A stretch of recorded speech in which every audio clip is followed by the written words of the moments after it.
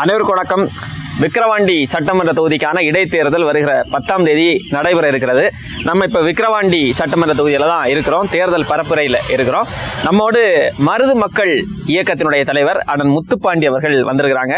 தேர்தல் நிலவரம் குறித்து, விக்கிரவாண்டி தொகுதியினுடைய உண்மையான கள நிலவரம் குறித்து அண்ணன்கிட்ட பேசலாம். வணக்கம் அண்ணே. வணக்கம் தம்பி. அண்ணா, கிட்டத்தட்ட ஒரு 15 நாட்களாக நீங்கள் இங்கே இருக்கிறீங்க. விக்கிரவாண்டியில் நாம் தமிழர் கட்சிக்கு ஆதரவாக பரப்புரை செஞ்சுட்டு இருக்கீங்க. எனக்கு தெரிஞ்சு நீங்கள் தொகுதி முழுக்க ஒரு முறையாவது சுற்றி வந்திருப்பீங்கன்னு நினைக்கிறேன். மக்களுடைய மனநிலை என்னவா இருக்கு அண்ணே? இல்லை, மக்கள் ஏன்னா இப்போ நாம் தமிழர் கட்சி ஒரு பெரிய பாராளுமன்ற தேர்தலை சந்தித்ததற்கு பிறகாக சந்திக்கிற ஒரு சட்டமன்ற தேர்தல், அதுவும் கட்சி ஒரு அங்கீகாரம் பெற்றதற்கான பிறகான ஒரு சட்டமன்ற தேர்தல். அப்போ பொதுவாக மக்கள்கிட்ட ஒரு பெரிய மாற்றம், நாம் தமிழர் கட்சி மேலே ஒரு மதிப்பு மரியாதையும் மற்ற கட்சியினர்கிட்டயே நிறையா கூடுது. அதாவது என்னென்னா, இப்போ இது வரைக்கும் அங்கீகரிக்கப்படாத அரசியல் கட்சியாக இருந்து இப்போ ஒரு அங்கீகாரம் பெற்றிருக்கிற ஒரு அரசியல் கட்சியாக இருக்கும்போது மாற்று கட்சியினருக்குமே ஒரு பெரிய மரியாதை நம்மக்கிட்ட கூடுது.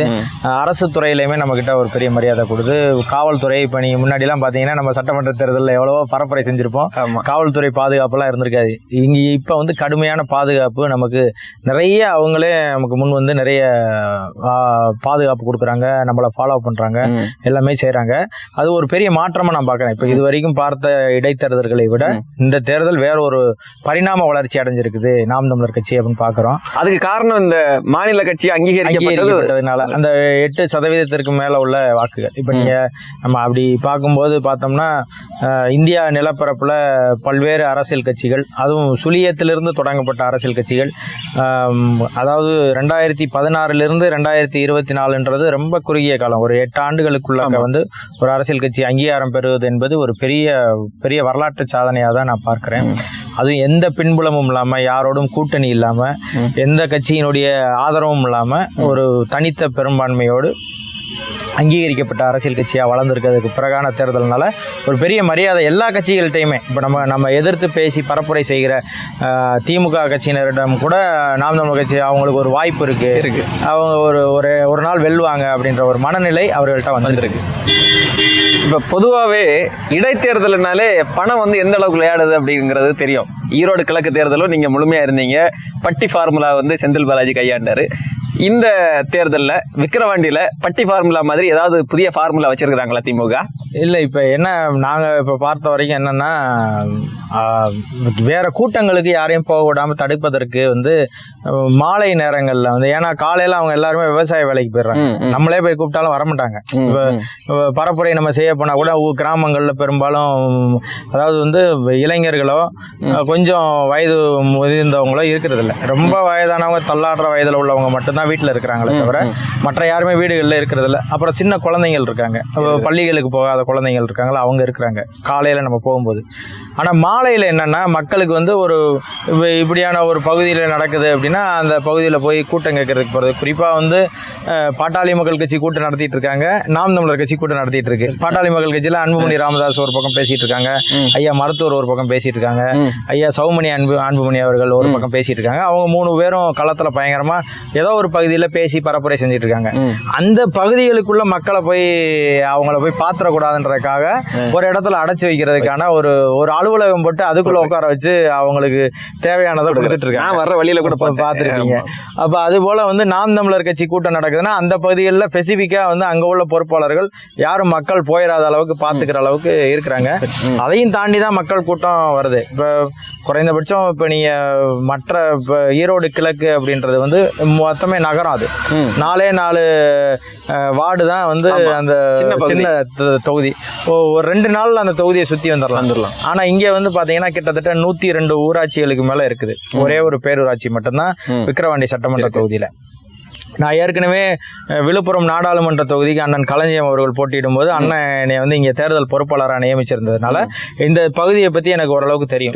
அதாவது என்னென்னா, ஊர் இதெல்லாம் தெரியும், இங்கே உள்ள நிலவரம் எப்படி இருக்கும், இங்கே உள்ள அரசியல் நிலைப்பாடு எப்படி இருக்கும்னு எனக்கு ஓரளவுக்கு, ஏன்னா நான் அந்த 20-25 நாளில் எனக்கு ஓரளவுக்கு தெரிஞ்சுக்கிட்டேன்.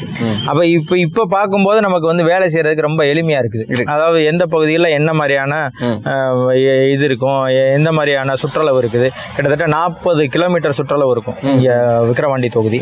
ஒரே ஒரு பேரூராட்சி மட்டும்தான். அந்த பேரூராட்சிக்குள்ள மட்டும்தான் அடர்த்தியான மக்கள் இருப்பாங்க. மற்ற இடத்துல போறோம்னா இங்க ஒரு கிராமம் இருக்கும். இந்த கிராமத்தை தாண்டி பாத்தீங்கன்னா இன்னும் ஒரு 2 கிலோமீட்டர் போனாதான் இன்னொரு கிராமம் இருக்கும். இப்போ நம்ம ஒரு 1000 வாக்குகளை பார்க்கறதுக்குனா கூட ஒரு 2 கிலோமீட்டர் பயணம் செஞ்சு போய் தான் நம்ம பார்க்கணும்.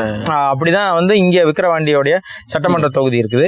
அதனால வந்து நிறைய மக்களை சந்திப்பதற்கு நமக்கு நிறைய நேரம் விரையாகும். இப்போ நம்ம ஈரோடு கிழக்குல அப்படி இல்லை. நீங்க பார்க்கும்போது தெரிஞ்சிருக்கும், எங்க பார்த்தாலும் நாம் தமிழர் கட்சி கொடியோட அங்கிட்டு காரும் போகும் வரும் இப்படியே இருந்துச்சு. நமக்கு கட்சியில நிறைய பேர் வேலை செஞ்சுட்டு இருக்க மாதிரி தெரிஞ்சிருக்கும். ஆனா இங்க பார்க்கும்போது குறைவா இருக்கிறது போல தெரியும். காரணம் என்னன்னா எல்லாரும் அவங்கவுங்க பகுதிகளில் போய் வேலை செய்யறதுனால எல்லாரும் ஒரு இடத்துல குழுமி இருப்பது என்பது எல்லாத்தையும் எளிதா பாக்குறதுன்றது ரொம்ப கடினமா இருக்கும். அப்படியான ஒரு சூழல் விக்கிரவாண்டியில இருக்கு. இப்போ ஈரோடு கிழக்குக்கும் இங்கேக்கும் வித்தியாசம் வந்து மக்களை சந்திப்பது என்பது வந்து கொஞ்சம் கடினமான காரியமா இருக்குது. ஏன்னா அடிப்படையிலேயே அது இருக்குது. அங்க எப்படி இருந்துச்சுன்னா மக்களை கொண்டு போய், ஏன்னா நகர பகுதினால அங்கங்க டென்ட் அடிச்சு அவங்க போய் அடைச்சு வச்சுட்டாங்க. இங்கே போய் அவங்களால அப்படி வைக்க முடியல. அதனால வந்து வேற இப்போ அங்க லட்டுக்குள்ள மூக்குத்தி வச்சு கொடுத்தாங்க. அது மாதிரி இங்கேயே லட்டுக்குள்ள வச்சு மூக்குத்தி கொடுத்துருக்காங்க. இன்னைக்கு இப்ப நம்ம இப்ப பேசிக்கிட்டு இந்த நேரத்துல சூரப்பட்டுன்னு பக்கத்துல ஒரு பகுதி, அந்த பகுதியில வந்து திமுக காரர்கள் வேட்டி சேலை இதெல்லாம் கொடுத்துருக்காங்க. ஆரம்பிச்சிட்டாங்க. ஆமா, பாட்டாளி மக்கள் கட்சிக்காரங்க பிடிச்சி திமுகவுக்கும் பாட்டாளி மக்கள் கட்சிக்கு சண்டை நடந்துட்டு இருக்கு. அப்படியா? ஆமா. இப்ப நான் செய்தியாளர் ஒருத்தர் என்கிட்ட பேசிட்டு இருக்கும்போது சொன்னாரு, ஐயா நான் செய்தி உங்களுக்கு எடுக்கிறதுக்கு தான் வரதா இருந்தேன், இங்க இது மாதிரி ஒரு பிரச்சனை ஆயிடுச்சு, நான் சூரப்பட்டுல இருக்கிறேன், இது கொடுத்துட்டு இருக்காங்க, இங்க இன்ஸ்பெக்டர் வந்திருக்கிறாரு, டிஎஸ்பி வந்திருக்கிறாங்க, வழக்கு போட சொல்லி பாமகல இருந்து நெருக்கடி கொடுத்துட்டு இருக்காங்க, அங்க அந்த இடத்துல இருக்கேன், நான் முடிச்சுட்டு வரேன் இருக்காரு. அப்ப இவங்க இப்பதான் தொடங்கி ஆரம்பிச்சிருக்காங்க. ஆமா, இப்பதான் இலவசங்களை கொடுக்கறதுக்கு தொடங்கியிருக்காங்க. இப்பதான் சேலை வேட்டில இருந்து தொடங்குது. அப்புறம் இனிமேல் அத்தியாவசிய பொருட்கள் வீட்டுக்கு வருவாங்க, பாத்திரங்களை கொடுப்பாங்க. ஆமா, வரும். இப்ப நம்ம இதுல பார்க்கும்போது பாத்தீங்கன்னா ஜூனியர் விகடன்ல ஒரு பெரிய ஆர்டிகல் போட்டாங்க. 33,500 ரூபாய்க்கு பெருமானம் உள்ள பொருட்கள் ஈரோடு கிழக்குல வசிக்கிற ஒவ்வொரு வாக்காளர்களுக்கும் கொடுக்கப்பட்டுச்சு அப்படின்னு. அதாவது தினமும் ஒரு பொருள் கொடுக்கப்பட்டுச்சு. இப்ப வந்து ஒரு நாள் பிரிச்சா குக்கர் இருக்கும், ஒரு நாள் பிரிச்சா வந்து கப்பன் சாசர் இருக்கும். இது வந்து ஒருத்தவங்க செஞ்சுக்கிட்டாங்க. இப்ப என்னைய பொறுப்பாளராக போடுறாங்கன்னா நான் அந்த வாக்கு, இந்த வார்டுல வந்து 1000 வாக்கு இருக்குன்னா அந்த 1000 வாக்குல திமுகவுக்கு எத்தனை வாக்குகளை நான் வாங்கி தர்றேன், அதை வச்சுதான் எனக்கு வந்து கட்சியில எனக்கு பெரிய மரியாதை இருக்குன்றதுனால நான் வந்து என்ன செய்வேன்னா அந்த 1000 வாக்குகளை வாங்குறதுக்கு எவ்வளவு செலவு பண்ண முடியுமோ அவ்வளவு செலவு பண்ணுவேன். இப்ப ஒரு உதாரணத்துக்கு நான் வந்து ஒரு 1000 வாக்காளர்களுக்கு ஒரு 1000 ரூபாய் மேனிக்கு பரிசு பொருள் கொடுத்தா கூட 10 லட்ச ரூபா வேணும். 10,000 ரூபாய் மேனிக்கு கொடுத்தோம்னா கிட்டத்தட்ட வந்து 1 கோடி ரூபாய் வேணும். அப்போ நான் வந்து ஒரு 1000 வாக்குகளுக்கே நான் அவ்வளோ செலவு பண்ணணும்னு நினைக்கிறேன்னா அப்போ பார்த்துக்கோங்க, கிட்டத்தட்ட 2,50,000 வாக்குகள் இங்கே இந்த சட்டமன்ற தொகுதியில் இருக்குது. இப்போ எவ்வளவு கோடி அவங்க செலவு பண்ண வேண்டியது இருக்குன்னு பாருங்க. நம்ம ஒரு 4-5 நாள் முன்னாடியே வாக்குக்கு 15,000 ரூபா வரைக்கும் கொடுக்கறதா செய்தி வந்துச்சு. இப்போ அது தாண்டி இருக்கா? 15,000 தாண்டிடுச்சா இல்லை 15,000 தான் நிற்குதா? இல்லை, இப்போ இந்த தேர்தலுமே அவங்க பெருசாக எடுத்திருக்க மாட்டாங்க. நாம் தமிழர் கட்சி களத்தில் இருக்குது. அதுவும் குறிப்பாக வந்து அதிமுக போட்டியிலிருந்து விலகி இருக்குது. இந்த சூழலில் வந்து நாம் தமிழர் கட்சிக்கு அதிக வாக்குகள் போயிடக்கூடாதுன்றதுல அவங்க பெருசாக முனைப்பு காட்டுறாங்க திமுக. பாட்டாளி மக்கள் கட்சி அவர்களுக்கு என்னன்னா அவங்களுடைய வாக்குகளை தக்க வைக்க வேண்டிய தேவை இருக்குது. அதனால அவங்க அந்த வேலைக்காக வேலை செய்யறாங்க, அதுக்காக கடுமையா உழைக்கிறாங்க. ஏன்னா உங்களுக்கு தெரியும், இங்க அதாவது வந்து இடஒதுக்கீட்டுக்காக துப்பாக்கி சூட்டில் இறந்த பெரும்பான்மையான இளைஞர்கள் இந்த விக்கிரவாண்டி தொகுதியில இருக்கிறாங்க. அப்படியான ஒரு பேஸான இடம் இது வந்து பாமகவுக்கு வந்து ஒரு பெரிய விதை போட்ட இடம்னு நம்ம சொல்லலாம் விக்கிரவாண்டியை. அப்படியான இடத்துல அவங்க வாக்குகள் குறைவா வாங்கிட்டாங்க. பாமக அவர்களினுடைய அரசியல் அடுத்த கேள்விக்குறியான ஆகக்கூடிய ஒரு சூழல் இருக்குது. அதனால அவங்க கடுமையா உழைக்கிறாங்க. ஏன்னா ஏற்கனவே அங்கீகரிக்கப்பட்ட அரசியல் கட்சியா இருக்கிறத வந்து இழந்திருக்கு பாட்டாளி மக்கள் கட்சி. அப்ப அவங்க அதற்காக மெனக்கடணும்ன்றதுக்காக, தன்னுடைய இருப்பை தக்க வைக்கணும்ன்றதுக்காக அவங்க கடுமையா உழைக்கிறாங்க. நாம் தமிழர் கட்சிக்கு என்னன்னா போன நாடாளுமன்ற தேர்தலில் வாங்கின வாக்குகளை விட இந்த தடவை நாம் தமிழர் கட்சி கூடுதலா வாங்கிடக்கூடாது. ஒருவேளை அதிமுகவின் ஆதரவின்படி ஒருவேளை டெபாசிட் வாங்கிட்டாங்கன்னா என்ன ஆகுறது, அந்த கட்சி பெருசா பேசப்பட்டுரும் மக்கள்கிட்ட, ஒருவேளை வெல்வதற்கான வாய்ப்பு இருக்குன்னு நாளைக்கு பேசுவாங்கன்றதுனால திமுக வந்து அதிமுக காரர்களையும் குறி வச்சு வேலை செய்யறதா சொல்றாங்க. இப்போ இந்த விக்கிரவாண்டி தேர்தலில் அதிமுகவினுடைய அந்த வாக்குகள் ஒரு பெருவாரியான வாக்குகளை வந்து கடந்த சட்டமன்ற தேர்தலில் பெற்றிருந்தாங்க. அந்த வாக்குகள் யாருக்கு போக போகுது அப்படிங்கிறது ஒரு பெரிய ஒரு கேள்வியா இருக்கு. அதுதான் ஒரு டிசைடிங் ஃபேக்டரா இருக்க போகுதுங்கிற ஒரு நிலவரத்துல தான் இருக்குது. நாம் தமிழர் கட்சிக்கு இது ஒரு வலிமையா இருக்குமா? ஒரு எப்படி பாக்குறீங்க நீங்க? அதிமுக அந்த பிரதான எதிர்க்கட்சியா இருக்கக்கூடிய அதிமுகவினுடைய அந்த புறக்கணிப்பு அப்படிங்கிறது நாம் தமிழருக்கு ஒரு வலிமையா இருக்குமா? அந்த வாக்குகள் நாம் தமிழர் பக்கம் வர்றதுக்கான வாய்ப்புகள் இருக்கா? களத்துல வந்து என்ன மாதிரி இருக்கு? இல்ல, அது அண்ணா வந்து உங்களுக்கு வெளிப்படையா பொதுக்கூட்டங்கள்லயே வந்து கேட்டாங்க. அதாவது நீங்க நிக்கல, நம்மளோட பொது எதிரி திமுக. அப்ப திமுகவை வீழ்த்துவதற்கு நான் நிக்கிறேன், எனக்கு நீங்க இந்த நேரத்துல கை கொடுத்து உதவுங்க. ஏன்னா நான் உங்களுக்கு 2009 உங்களுக்கு வேலை செஞ்சிருக்கேன், 11 வேலை செஞ்சிருக்கேன், 14 வேலை செஞ்சிருக்கிறேன். அதனால நீங்க எனக்காக வந்து இந்த தேர்தலில் என்னோட துணை நிறுங்க. உங்களுடைய வாக்காளர்கள்லாம் எங்களுக்கு வாக்கு செலுத்தணும், உங்க கட்சிக்காரங்கெல்லாம் எனக்கு வாக்கு செலுத்தணும், எனக்கு கேட்கறதுக்கு தார்மீக உரிமை இருக்குன்னு பேசுறாங்க அண்ணன். அதை பல விமர்சனங்கள்ல திராவிட கட்சிகள்கிட்ட மண்டிட்டாரு அப்படி இப்படின்னு. அப்படி இல்லை, அவங்க நிக்கலையே. இப்போ யாருக்காவது ஒருத்தருக்கு ஓட்டு போட்டு தான் ஆகணும். அவங்க கட்சிக்காரர்கள் அல்ல அவங்க ஆதரவாளர்கள் இரட்டலைக்கு வாக்கு செலுத்தணும்னு நினைக்கிறவங்க யாராவது ஒருத்தருக்கு ஓட்டு போடுவாங்க. அப்போ அந்த ஓட்டை நான் கேட்கறதுக்கு எனக்கு உரிமை இருக்குல்ல. இங்கே இருக்கிறேன், நான் களத்தில் நிற்கிறேன், நான் போட்டிடுறேன் அப்படின்றப்ப என்னுடைய வேட்பாளருக்கு நீங்கள் வாக்கு செலுத்துங்கன்னு கேட்குறது, அது பேரை சொல்லி கேட்கறதுனால உங்களுக்கு தெரியுது.